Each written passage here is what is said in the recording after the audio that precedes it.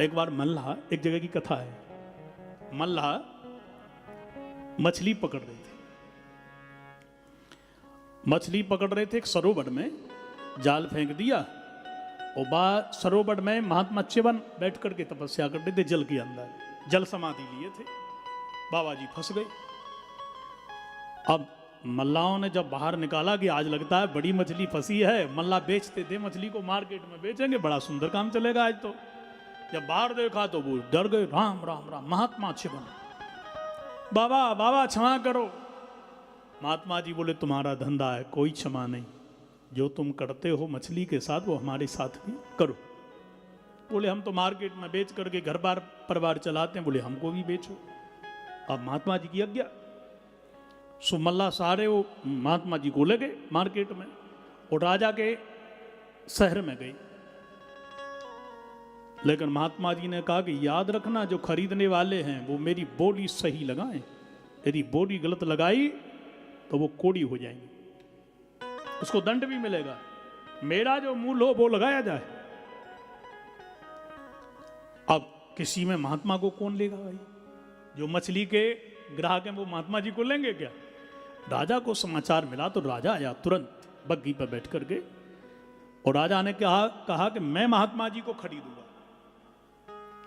महात्मा जी ने कहा, चिवन ऋषि जी ने कहा, देखो राजा याद रखना मूल मेरा उचित लगना चाहिए। बोले महाराज उचित न लगाऊं तो आप मेरे से बात करिएगा। मैं महात्मा जी को खरीदने के लिए 1 लाख स्वर्ण मुद्राएं देता हूं तुम्हारे लिए। महात्मा जी बोले बस हमारा ये मूल्य है, इसके लिए हम जल के अंदर तपस्या कर रहे हैं कि हम 1 लाख स्वर्ण मुद्राओं की मूल्य हमारी कीमत है।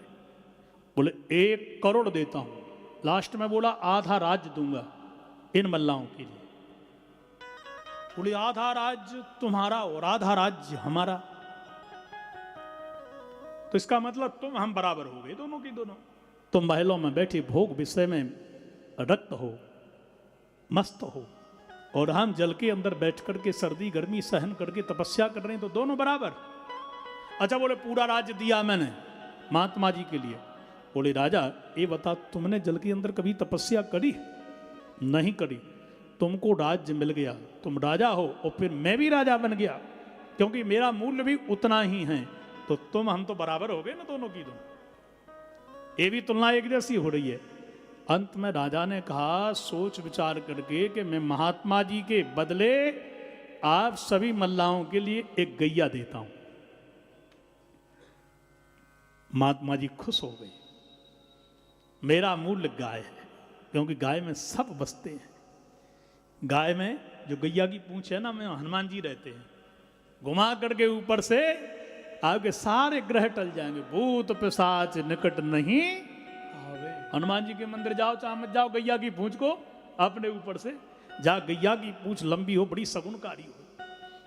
गैया के जो खुड़ है ना, ये जो खुड़ देखिए आपने खुड़, वहां में नाग रहते हैं, जो पीछे नक्शे होते हैं, नाग देवता। गैया जहां रहेगी सांप नहीं आएंगे, सर्प दंश का भी भय नहीं होगा। गैया के सींग में ब्रह्मा विष्णु महेश रहते हैं। गैया के मूत्र में स्वयं भगवती, आप विचार करो, सरस्वती रहती है। गोबर में लक्ष्मी मैया रहती है। गैया के अंदर क्या नहीं है? सब देवी देवता हैं।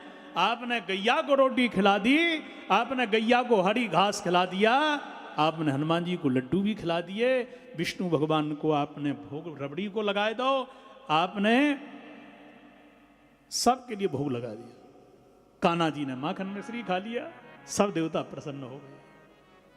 इसलिए एक गैया के दान करने से सब कुछ